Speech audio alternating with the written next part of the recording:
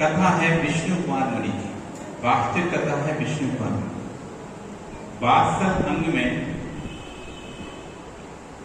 अंग में प्रसिद्ध हुए विष्णु कुमार मुनिराज। उनके 62 अंग में प्रसिद्धि के कारण ही ये रक्षाबंधन पर्व मनाया। विष्णु कुमार नाम के मुनिराज हुए, उनके ही कारण से आज हमें रक्षाबंधन पर्व मना। यदि वो नहीं होते तो आज रक्षाबंधन पर्व नहीं। महत्वपूर्ण अंग है, समय दर्शन का अंग है 7वां वात्सल्य। आज समझेंगे कैसे रक्षाबंधन पर्व प्रारंभ हुआ, क्यों ये रक्षाबंधन पर्व मनाया जाता है, किस लिए, क्या ये भाई बहन का पर्व है? नहीं, ये कोई भाई बहन का पर्व नहीं है। रक्षाबंधन पर्व कोई भाई बहन का पर्व नहीं है। रक्षाबंधन पर्व धर्म धर्मात्मा का पर्व है। रक्षाबंधन पर्व भाई बहन का पर्व नहीं है, ये धर्म धर्मात्मा का पर्व है। धर्म धर्मात्मा, जो धर्म करता है वह सब धर्मात्मा, जो धर्म का पालन करता है सब धर्मात्मा है। हम धर्म की रक्षा करेंगे, हम धर्मात्मा की रक्षा करेंगे। अब वो भाई भी हो सकता है, बहन भी हो सकती है, भतीजा भी हो सकता है, पत्नी भी हो सकती है, पति भी हो सकता है, कोई भी हो सकता है। ये सिर्फ किसी पर्टिकुलर किसी व्यक्ति विशेष का पर्व नहीं है। ये तो धर्म और धर्मात्मा की रक्षा करने का संकल्प का पर्व है।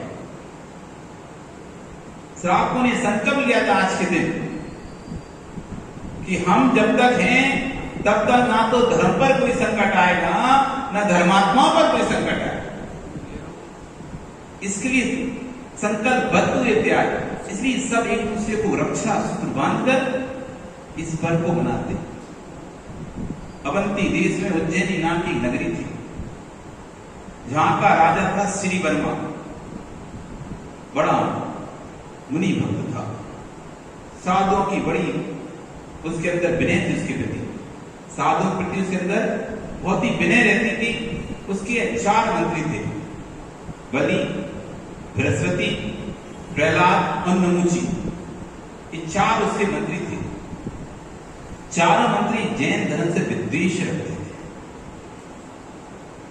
एक बार अकमनाचारी 700 मुनिराजों के साथ उज्जैनी नगरी पर आए और उज्जैनी नगरी के बाहर उद्यान में जाकर विराजमान हुए। अब कहते हैं जैसे चंदन का वृक्ष और उस पर लपटे हो सांप। यद्यपि चंदन का वृक्ष तो सुगंध देता है, लेकिन उस पर लपटे सांप फुसकार ही मारते हैं। वो कभी भी अमृत नहीं बरसाते, सुगंधी नहीं देते। वो जब भी फुसकार मारेंगे जहर ही निकलेगा। इधर राजा श्री वर्मा अपने महल के सतखंड पर बैठा हुआ है। लोग हाथों में अर्घ लेकर, द्रव लेकर, फल लेकर, पूजन सामग्रियों को लेकर नगर के बाहर जा रहे हैं उद्यान की ओर। राजा अपने महल से बैठा हुआ देखता है कि क्या हो रहा है, लोग क्यों जा रहे हैं। अपने मंत्रियों से पूछता है, मंत्रीवर बताइए लोग क्यों, ये कहां जा रहे हैं। अब मंत्री को बताना पड़ेगा ना कहां जा रहे हैं। भले विद्वेष था जैन मुनियों से उनको, लेकिन फिर भी राजा ने पूछा है कहां जा रहे हैं तो बताना पड़ेगा। तो हे राजन, नगर के बाहर उद्यान में दिगंबर मुनिराज आए हुए हैं, उन्हीं के दर्शनार्थ के लिए ये सब जा रहे हैं। लेकिन राजन, वो लोग तो मूर्ख होते हैं, भेष पाखंड का बनाए रखते हैं, मूर्ख रहते हैं, उनको कुछ ज्ञान नहीं रहता। तो राजन कहता नहीं, ऐसा नहीं होता। इतने सारे लोग जिनके दर्शन करने जा रहे हैं, मूर्ख कैसे हो सकता है कोई व्यक्ति, पाखंड का भेष कैसे होता है। नहीं, हम भी चलेंगे। अब राजा के मंत्री की कितनी चल सकती है। ठीक है, उनको भी राजा को जाना है तो मंत्री को तो जाना ही पड़ेगा, फिर पीछे पीछे होंगे। और मंत्री भी पीछे पीछे चलते थे। इधर अकमनाचार्य निमित्त ज्ञानी मुनिराज थे, वो निमित्त जानकर बता देती है कि भविष्य में क्या होने वाला है। उन्होंने अपने शिष्यों से कहा कि देखो भाई, यहाँ का जो मंत्री है विधर्मी है, जैन धर्म से विद्वेष रखने वाले हैं।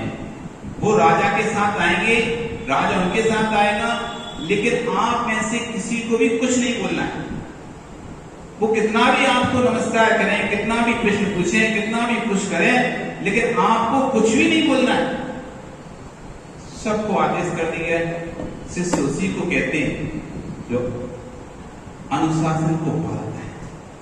यदि आपको कभी किसी का शिष्य बनना तो ऐसे बनना।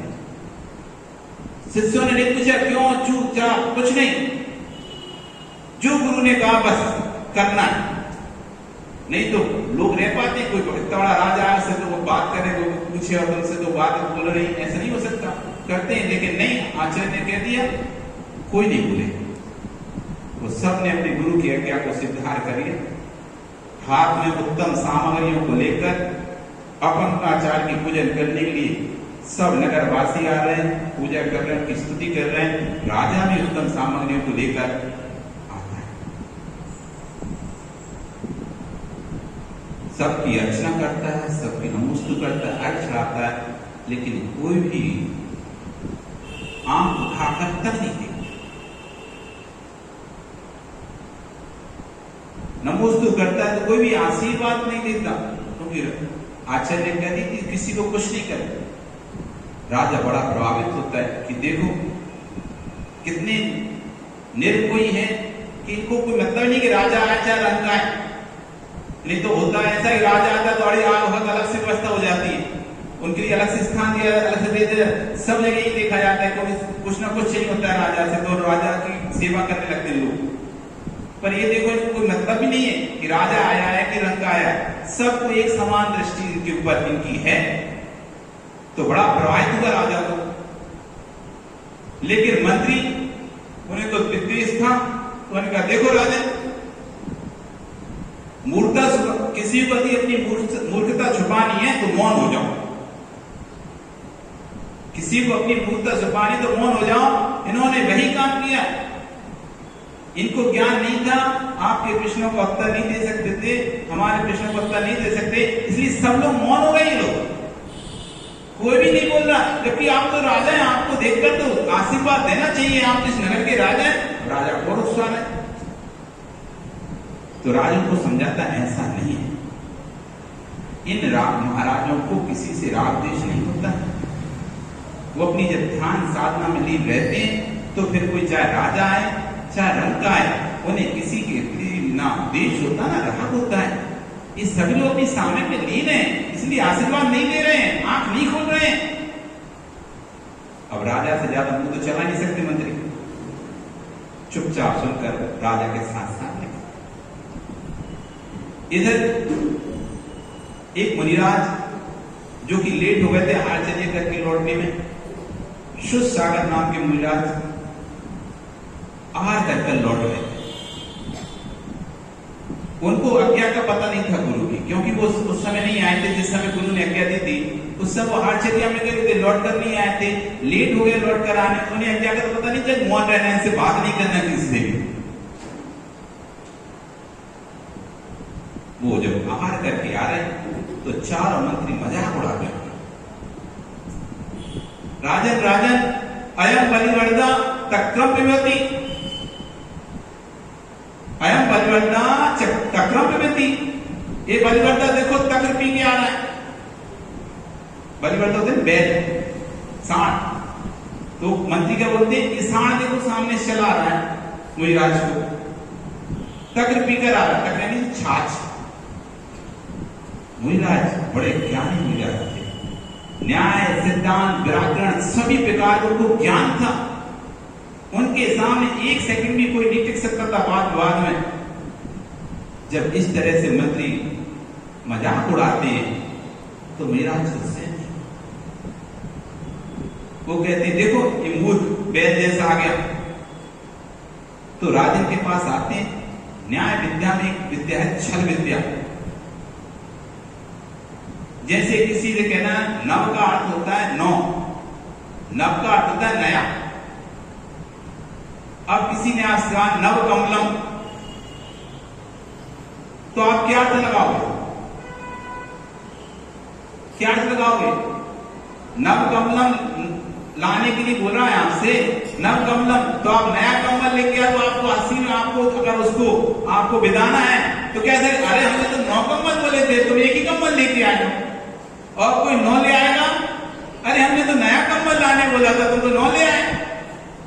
ये छल विद्या, एक ही वस्तु के जब अनेक अर्थ निकलते हैं तो न्याय में छल विद्या होती है।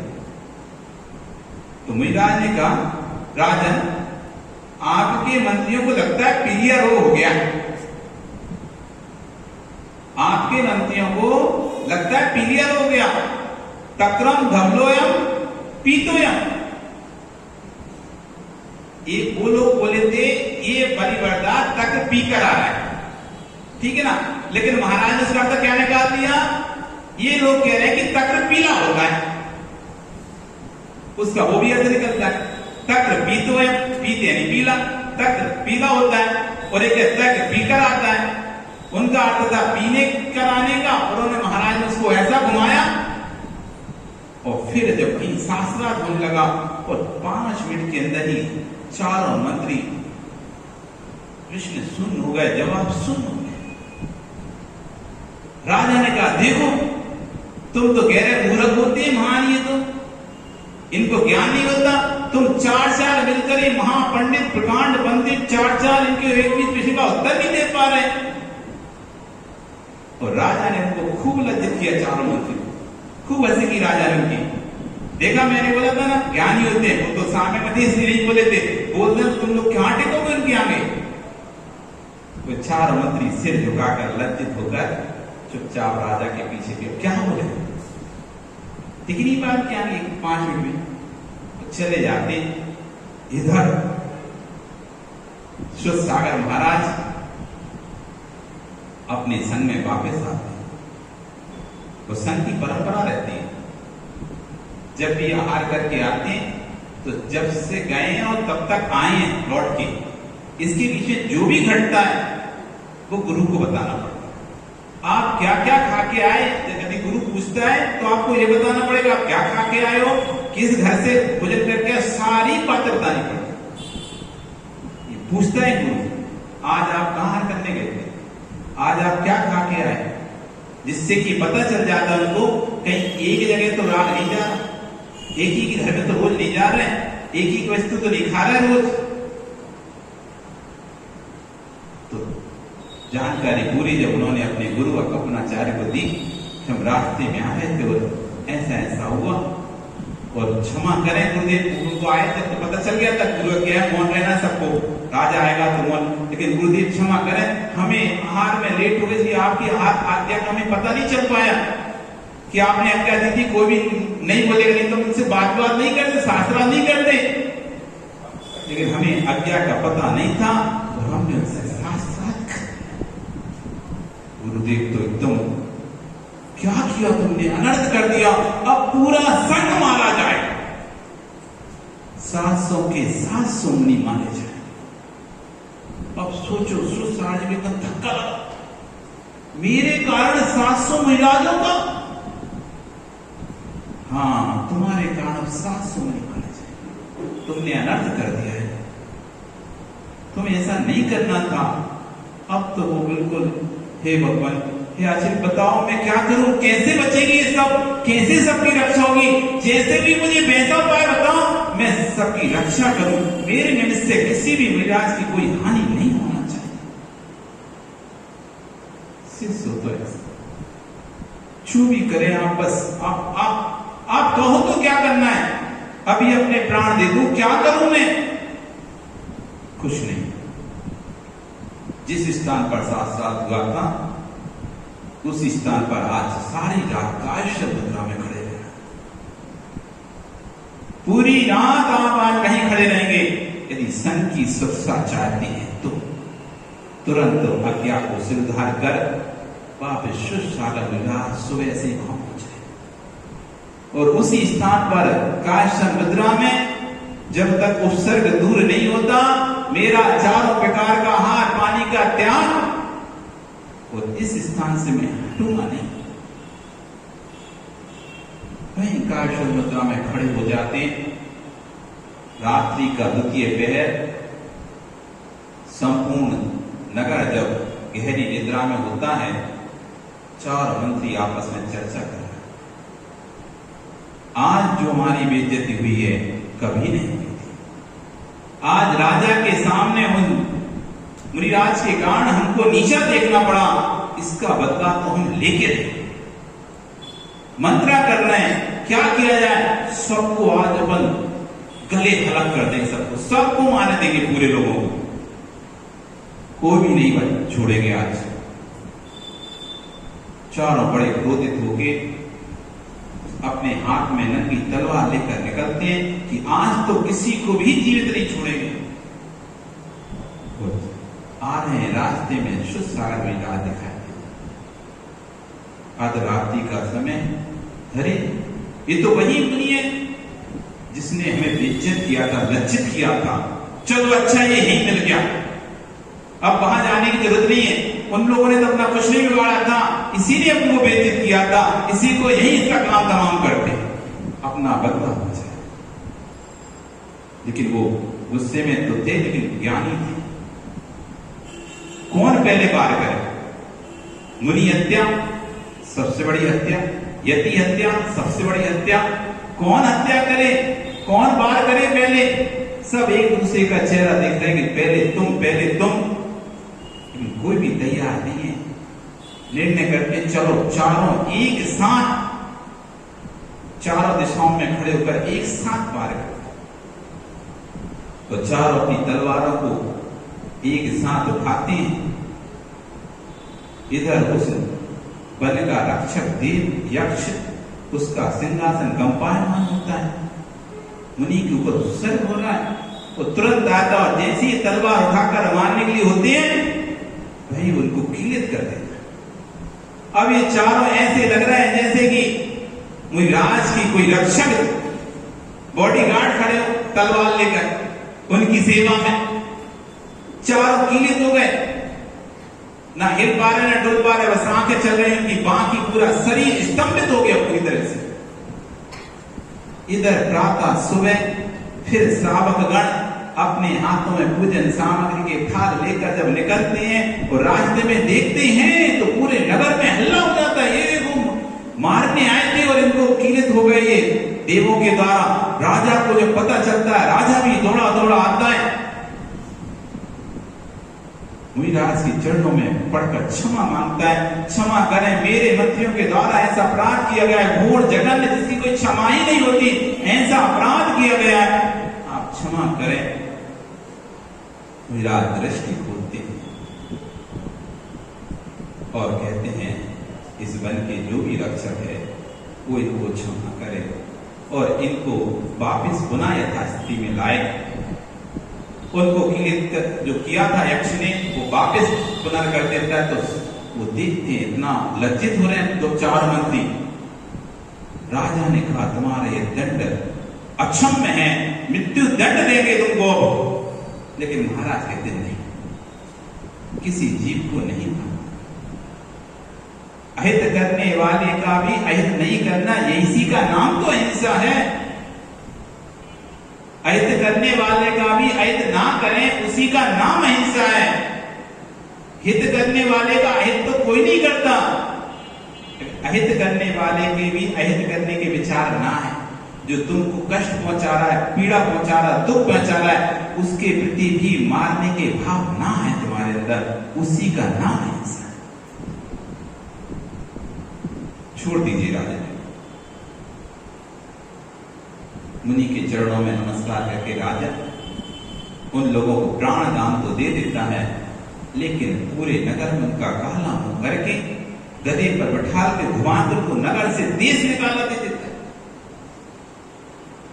वे चारों बड़े ही लज्जित होकर नगर से बाहर निकल जाते और कुरु जामगल देश के हस्तिनापुर नगर में, जहां राजा महापद राज्य करते थे, उनकी रानी का नाम था लक्ष्मीमती। उनकी गर्भ से 2 पुत्र उत्पन्न हुए थे, एक का नाम था पद्म और दूसरे का नाम था विष्णु। महापदम को वैराग्य प्राप्त हो जाता है। वो अपने बड़े बेटे विष्णु को राज्य देना चाहते हैं, लेकिन विष्णु कहता है हे पिताश्री, तात आप इस राज्य को क्यों छोड़ रहे हैं, क्यों त्याग कर रहे हैं, इस भोग विलास का त्याग क्यों कर रहे हैं? तो पिता उसको समझाते हैं इस संसार में कोई भी सार नहीं है, ये राज्य तो दुर्गति का कारण है और जब तक राज में फंसे रहेंगे तब तक कल्याण नहीं होगा, इसलिए मैं इस राज का त्याग कर कर जैनेश्वरी दीक्षा लेकर अपना कल्याण करना चाहता। तो विष्णु कुमार कहते हैं कि पिताश्री, जो चीज आपके लिए रुचिकर नहीं लग रही, जो चीज आपके लिए अहेय है, ऐसी वस्तु मुझे क्यों सौंप रहे हैं? क्या आप मेरे जैसी नहीं है क्या? जिस मार्ग पर आप चलेंगे उसी मार्ग पर मैं चलूंगा। और वो भी अपने पिता के साथ दीक्षा लेने के लिए निकल जाए। महापद अपने छोटे पुत्र पद्म को राज्य का भार सौंपकर निकल जाते। अब सोचो वो बेटा कितना धर्मात्मा होगा जिसके पिता और जिसका भाई दोनों ही महाराज हो। जैन धर्म के प्रति उसके अंदर अकाट श्रद्धा भरी थी, साधु की सेवा में तत्पर रहता था पद्म राजा। ये मंत्री उसी हस्तिनापुर नगर में पहुंच जाते हैं। जब तक महापद राजा राज्य करते थे तो उनके समीपवर्ती जो राज्य था उसमें सिंहबल नाम का राजा रहता था। वो उनको परेशान नहीं कर पाता, लेकिन जब से महापद ने दीक्षा ली और पद्म अपने पुत्र को राज सिंहासन दिया, वो हर समय इसको परेशान करता है। वो ऊंचे स्थान पर चोटी पे उसका महल था, शिखर उस पर बड़े पर्वत पर महल था, तो यहाँ पर आक्रमण करके वापस पर्वत पर छुप जाता था उधर। ये नीचे था तो ये वहां उस पर आक्रमण नहीं कर पाते थे, बड़े परेशान होते थे। वो पीछे से वार करता था, दुख के वार करता था। तो पद्म बड़ा परेशान था उस सिंह बल से। चारों मंत्री उस नगर में आए और वहां पता चलता उनको कि यहां का राजा पड़ोसी राज्य के राजा से बड़ा दुखी है। वो अब राजा के पास जाते हैं, बोलते हैं यदि आपकी आज्ञा हो तो हम आपके शत्रु को आपके चरणों में बंदी बनाकर लेके आएंगे, आपके चरणों में डालेंगे। पद्म कहता है कैसे संभव हो सकता है, हमारे जितने प्रयास के बाद भी संभव नहीं हो रहा, तुम कैसे करोगे? उसने कहा ये आप हमको छोड़ दीजिए, आप तो सम्मति दें, जो राजा आपकी आंखों का कांटा बना हुआ है उस कांटे को हम क्षण भर में निकाल देंगे। मंत्री बुद्धिशाली तो थे चारों मंत्री, और उन्होंने बुद्धि का उपयोग किया और नर्तकी का भेष बनाया। वो नर्तकी का भेष बनाकर उस सिंहबल की राजसभा में प्रवेश कर गए। नृत्य दिखाते दिखाते दिखाते उन्होंने राजा को अपने कटार के गर्दन पर रख दिया और उसको बंदी बनाकर पद्म के चरणों में डाल दिया। राजा पद्म धर्मात्मा था, उसने सिंहबल को अपनी अधीनस्था स्वीकार कराकर छोड़ दिया। आगे से आप कोई उपद्रव नहीं करेंगे, आप हमारे अधीन काम करेंगे, किसी को परेशान नहीं करेंगे, और सिंहबल को छोड़ देते हैं। और राजा इनसे प्रसन्न होता है कि जो वर्षों से मेरा कांटा था, मतलब वर्षों जिसके कारण परेशान हो रहा था, भोजन पानी भी मेरा खराब हो गया था, खाना पीना सब बंद हो गया था, ऐसे शत्रु को तुम लोगों ने निकालो, मांगो तुम्हें जो मांगना है, मैं बहुत प्रसन्न हूं तुम लोगों से। कभी बिना सोचे कभी कुछ वरदान किसी को कोई वचन मत दे। उन्होंने कहा राजन, हमें अभी किसी भी बात की आवश्यकता नहीं है, कोई भी जरूरत नहीं है, आप अपना वचन को अपने पास सुरक्षित रखिए, कभी जब लगेगा तो हम मांग लेंगे। राजा ने कहा ठीक है, और आज से तुम मेरे मंत्री हो, तुम चारों मेरे मंत्री आज से, और उनको मंत्री पद दे देता है। राज्य करता है, कार्यक्रम बदलता है, अकम्पनाचारी 700 मील भ्रमण करते करते हस्तिनापुर की ओर पहुंच जाते। और जैसे ही हस्तिनापुर नगर में प्रवेश होता है, पूरे नगर में खलबली मच जाती है। मुनिराज आए, मुनिराज एक तो राजा धर्मात्मा था, और जो राजा था वो खुद मुनि बन गया था, राजा का पुत्र मुनि बन गया था, तो पूरी प्रजा तो मुनि भक्त थी। जैसे यहाँ से कोई मुनि बना है तो आपको कितना अच्छा लगता है, नहीं नहीं चलो चलो चलो महाराज पास चलना है। यहाँ से कोई नहीं बनता, वहां तो भावना नहीं जुड़ती, लेकिन जहां से मुनिराज बनते हैं जिस नगर पे, तो नगर तो मुनि में हो जाता है। अब जो राजा ही मुनि बना हो, राजा का पुत्र मुनि बना, तो वो नगर कितना भक्ति में होगा। तो सारे श्रावक भक्ति के साथ झूम उठे कि 700 मुनिराज आ गए हैं, अब सबको घर घर प्रदान करके आहार करा। राजा को भी पता चला कि मुनिराज आ गए। उससे पूर्व मंत्रियों ने क्या किया, जब मंत्रियों को पता चला तो मंत्री तो घबरा गए, अरे तो कोई मुनिराज है जिन पर उत्सर्ग किया था, अब यदि राजा को पता चल जाए, राजा तो हमारी गर्दन काट देगा, क्योंकि ये तो मुनि भक्त है। राजा तो मुनि भक्त है, ये तो किसी प्रकार की अपने मुनियों की सुनता नहीं सकता, देखने की बात तो छोड़ो, और जब इसको पता चलेगा हमने इस तरह को अवसर किया था मुनिराजों के ऊपर, ये तो हमारा बिल्कुल गर्दन ही काट देगा, कुछ उपाय सोचना चाहिए। तो तुरंत वो राजा के पास जाते हैं, राजन आपने हमें वचन दिया था, आज हम उस वचन को प्राप्त करना चाहते हैं। राजा कहता है ठीक है, लीजिए आप अपने आप की धरोहर, जब आप मांगे तब दे देंगे, हमें कभी नहीं, बस अभी चाहिए। आज से 7 दिन तक राज हमारे अधीनस्थ रहेगा और आप अपने रनवास में रहेंगे, आप बाहर नहीं आएंगे, आप अपने महल में ही रहेंगे और 7 दिन राज्य हम करेंगे। राजन का ठीक है, कोई बात नहीं, उसे नहीं पता था कि चाल क्या है, क्या करना चाहते हैं।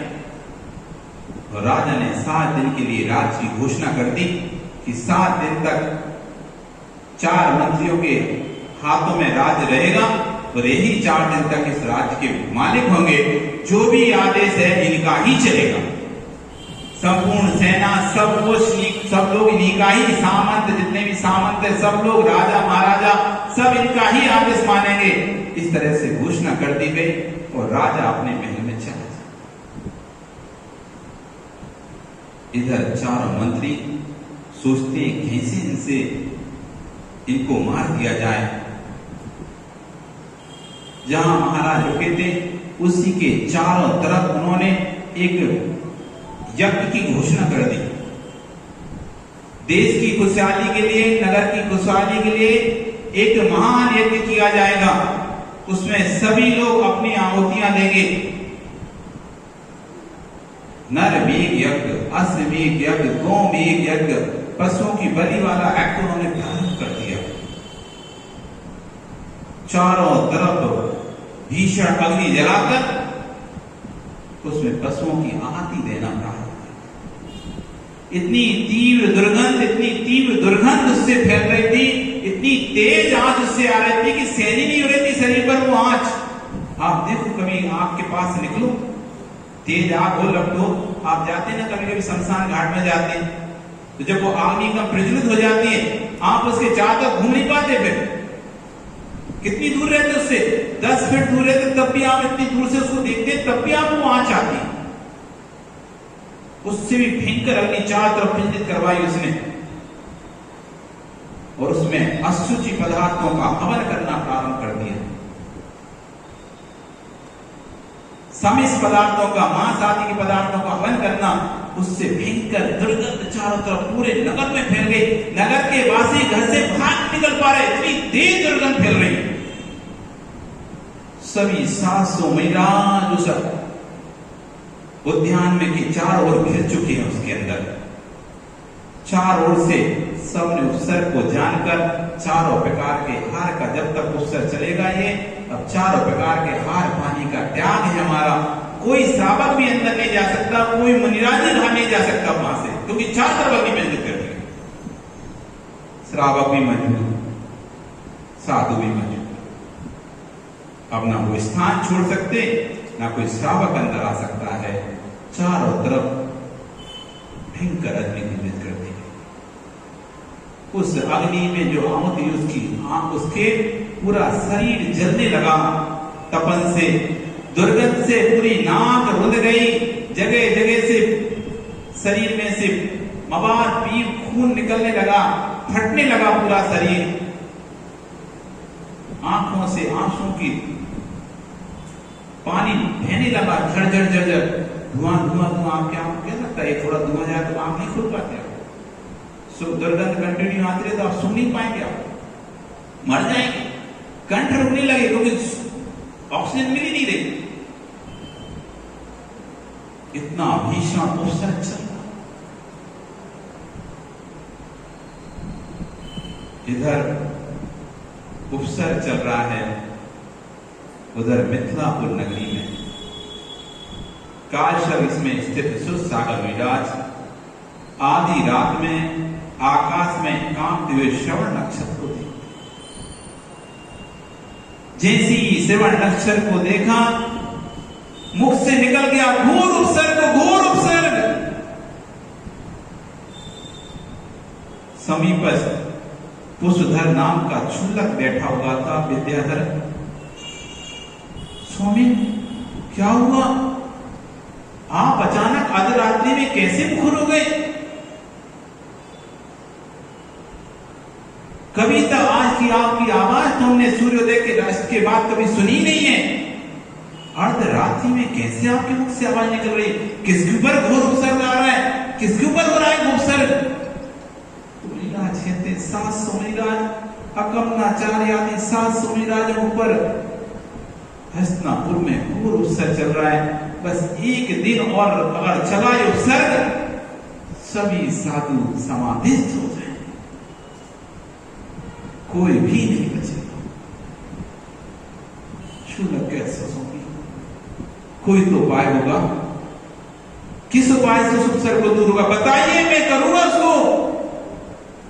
उसको तो बस एक ही व्यक्ति दूर कर सकता है। धरणीधर पर्वत पर विष्णु कुमार महिलान साधना कर रहे हैं, उनको विक्रिया रिद्धि हो गई है। वे जाएं तो इस उपसर्ग को दूर कर सकते हैं, अन्यथा किसी में भी सामर्थ्य नहीं इस उपसर्ग को दूर करने की। तुरंत क्षुल्लक रात्रि में ही विद्याधर था, आकाशमान से गमन कर धरणीधर पर्वत पर पहुंच जाता है। उधर विष्णु कुमार महिराज आध रात्रि के पहर में सामयिक में नींद थे। तभी क्षुल्लक, हे स्वामी नमोस्तु, हे स्वामी नमोस्तु, हे स्वामी नमोस्तु, रक्षा करें, रक्षा करें, रक्षा करें। पूरा ध्यान। अचानक आधी रात में कौन आ गया? क्या कार्य क्षुल्लक? स्वामी, आपके नगर में, जिस नगर में मुनियों का सम्मान होता था, जिस नगर में मुनियों की पूजा होती थी, आज उस नगर में साधुओं पर उपसर्ग हो रहा है। हस्तिनापुर में? हाँ स्वामी, 700 महिलाओं पर घोर उपसर्ग हो रहा है। कल तक यदि उपसर्ग दूर नहीं हुआ तो सभी की समाधि हो जाए, कोई भी जीवित नहीं बचेगा। तो विष्णु कुमार कहते हैं, मैं क्या कर सकता हूं? स्वामी, आप इतने निष्क्रिय हैं, आपको ध्यान तपस्या करते करते विक्रिया रिद्धि प्राप्त हो गई, आपको पता ही नहीं है। मुझे विक्रिया रिद्धि? हाँ। उन्होंने अपना एक हाथ बढ़ाया, मानसोत्तर पर्वत पर जाकर वो हाथ लंबा फैल गया। ओ ठीक है, नहीं सोचा किसके संग की। आज तो व्यवस्था बिगड़ गई है, एक के ऊपर दूसरे साधु को पुरस्कार आता तो दूसरा ये कहता है हमारे संग के थोड़ना है, उनके संग के वो जाने। क्या व्यवस्था है आज? उनके संग के वो जाने, उनके गुरु जाने, उनके शिष्य जाने, उनके श्रावक जाने, उनके भक्त जाने, हमारे संग के। लेकिन विष्णु द्वारा उन्होंने ये नहीं कहा मेरे संग के नहीं। वो तो रात्रि में ही गमन किए विद्या के बल से और पहुंच गए हस्तिनापुर के राजमहल में। पद्म राजा अपने महल में सिर पर हाथ रखे बैठा हुआ था, क्या कर सकता था? वो भी वचन दे चुका था, सब सुन रहा था, सब कुछ था, लेकिन अब वो तो मजबूर था। वो कहते हैं, पद्म तुमने क्या नट किया? पूरे कुल को लजा दिया। जिस कुल में साधुओं की सेवा की जाती थी, जिस कुल में साधुओं की वैविधि की जाती है, उस कुल में तुमने उत्सर्ग किया। पद्म हाथ जुड़कर चरणों को सिर पर रखकर रोता है, क्या करूं स्वामी, मेरे हाथ में कुछ भी नहीं है, मैंने वचन दिया था, अब मैं विवश हूं, आप ही कुछ उपाय कीजिए, आप ही कुछ कीजिए, साधुओं की रक्षा कीजिए। विष्णु कुमार मुनि प्रातः भौं पड़ते ही एक बौने ब्राह्मण का भेष बनाकर उनकी सभा में पहुंचते हैं। जहां पर यज्ञशाला थी, उस यज्ञशाला में पहुंच जाते हैं और कहते हैं 52 इंची का यदि ब्राह्मण आ जाए तो यज्ञ सफल हो जाता है। मान्यता ऐसी, बौना छोटा 4 फीट, जो भी हम मांगेंगे वो आप देंगे। उन्होंने प्रतिज्ञा की, तुम जो मांगोगे वो मिलेगा, जो मांगोगे वो मिलेगा। तथास्तु। वो ब्राह्मण देश विष्णु कुमार, मुझे 3 डग भूमि चाहिए। 3 डग बस? अरे सोना लो, चांदी लो, हीरे लो, मोती लो, मकान लो, जमीन लो, 3 डग भूमि से क्या होगा तुम्हारा? आप तो मुझे 3 डग भूमि दीजिए। बोलिए आप मुझे देंगे क्या? ठीक है ले लो, पर एक काम करो, बड़े व्यक्ति है जिसके पैर लंबे उससे ना पालो, कब से एक कमरे में जाएगा तुम्हारा। अब तुम्हारे 3 डग से क्या होगा? नहीं, मैं अपने ही पैरों से नापूंगा। ठीक है नापो। और जैसे उन्होंने अपनी विक्रिया से रूप बढ़ाना शुरू किया, इतना बड़ा इतना बड़ा इतना बड़ा अपना शरीर बना लिया, देख ही नहीं पा रहा था कोई उनको। और पहला पैर उन्होंने रखा तो सुमेरु पर्वत की चूली का ऊपर तक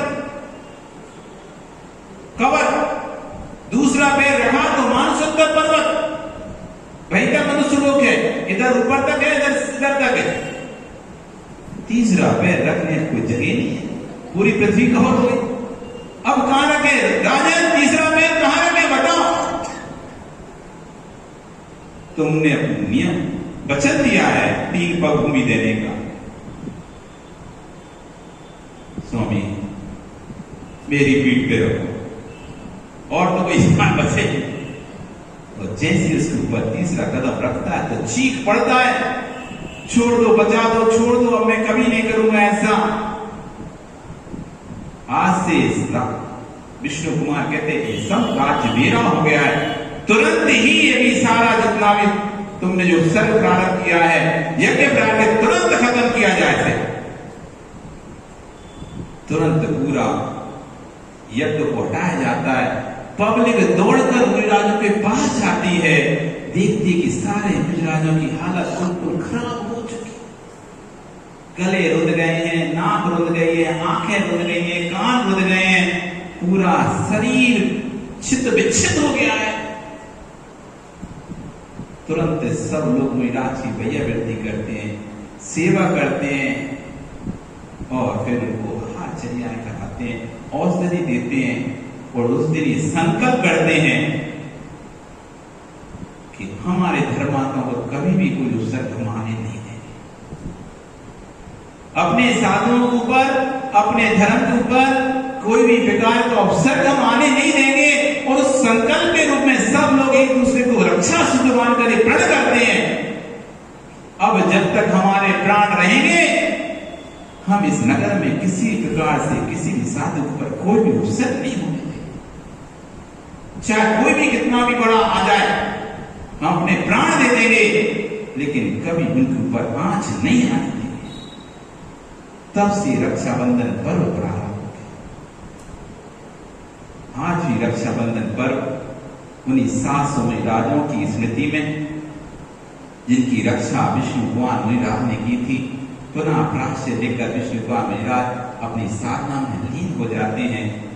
ये वात्सल्य है एक साधु का दूसरे साधु के प्रति, एक श्रावक का दूसरे श्रावक के प्रति, कि कभी भी किसी के ऊपर कोई संकट आती, विपत्ति आती है तो ये नहीं देखता कि मेरे हैं कि किसी और के हैं, वो तो बस विपत्ति को दूर करना सोचता है, कैसे धर्मात्मा विपत्ति दूर हो, क्योंकि धर्मात्मा ही नहीं रहेगा तो धर्म कहां से रहेगा।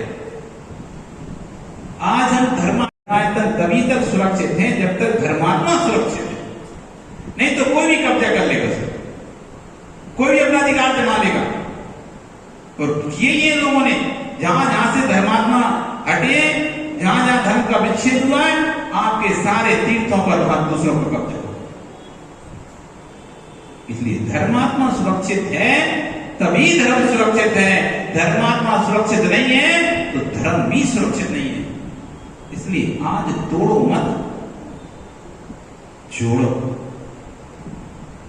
हम तोड़ते ज्यादा हैं, जोड़ते कम। उसने ऐसा कर लिया, उसको हटाओ, उसने ऐसा कर दिया, उसको हटाओ। अरे सबको हटा दो तो बचेगा क्या फिर तुम्हारे पास?